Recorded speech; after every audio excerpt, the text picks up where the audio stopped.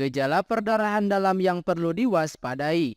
Saat Anda cedera, ada dua kemungkinan perdarahan yang terjadi: perdarahan luar atau perdarahan dalam atau internal bleeding. Jika pada perdarahan luar Anda bisa melihat sendiri lukanya, beda cerita dengan perdarahan dalam. Kondisi ini tidak akan terlihat karena tertutup oleh kulit.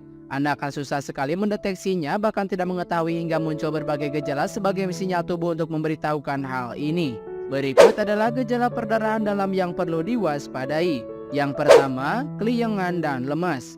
Saat Anda kehilangan banyak darah, efek yang akan Anda rasakan ialah kepala keliengan atau pusing. Selain itu, Anda juga akan merasa lemas. Kondisi ini biasanya tergantung pada seberapa banyak darah yang hilang. Jika Anda hanya kehilangan sedikit darah, maka Anda biasanya akan merasa pusing ketika mencoba bangun dari duduk atau tempat tidur untuk berdiri yang sering disebut hipotensi ortostatik.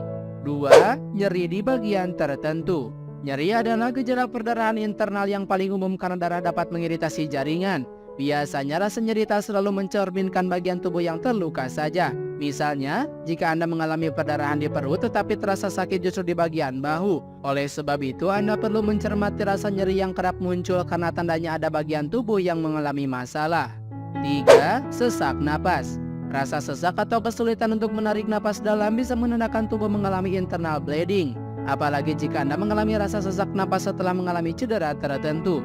Pasalnya, saat tubuh kehilangan darah, sel darah merah dan hemoglobin yang dibawa tubuh ke jaringan termasuk jantung dan paru menjadi lebih sedikit. Akibatnya, oksigen yang dipasok pun sedikit sehingga hal ini bisa mengakibatkan sesak napas. 4. Nyeri dada atau bahu. Nyeri pada dada atau bahu juga menjadi salah satu gejala yang perlu diwaspadai. Pasalnya, perdarahan yang mengalir ke arah dada bisa menyebabkan nyeri dada dan perdarahan ke perut bisa mengiritasi diafragma yang dapat menyebabkan nyeri bahu. Nyeri dada juga bisa muncul saat tubuh mengalami perdarahan internal di bagian manapun disebabkan karena kurangnya oksigen yang dikirim ke arteri koroner jantung. 5. Kesemutan di tangan atau kaki. Saat kehilangan darah, tubuh seringkali membatasi sirkulasi ke bagian tangan dan kaki dan mengarahkan alirannya ke bagian tubuh yang lebih vital seperti jantung dan otak. Akibatnya bagian ujung tubuh seperti tangan dan kaki hanya mendapatkan sedikit pasokan darah hingga akhirnya bereaksi dengan menunjukkannya lewat kesemutan. 6. Gangguan penglihatan dan saraf.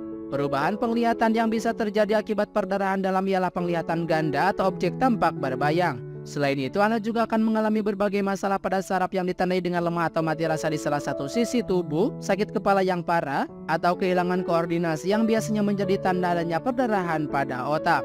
7. Mual dan muntah. Mual dan muntah bisa menjadi tanda internal bleeding, terutama saat Anda mengalami perdarahan di saluran pencernaan dan juga otak. Biasanya kondisi ini juga bisa muncul segera setelah Anda mengalami trauma atau cedera yang menekan bagian perut atau mengenai kepala. 8. Feses berwarna hitam. Feses berwarna hitam bisa menunjukkan adanya perdarahan di perut atau usus kecil. Pasalnya, feses yang normal memiliki warna coklat kekuningan. Oleh karena itu, Anda perlu memperhatikan dengan jeli warna feses setiap kali buang air besar. 9. Keluar darah. Dalam beberapa kasus, perdarahan di dalam organ ditandai dengan keluarnya darah dari berbagai bukaan pada tubuh. Biasanya bagian-bagian yang mengeluarkan darah jika terjadi perdarahan di dalam yaitu mulut, hidung atau mimisan, telinga, anus, mispi, dan juga saluran kencing.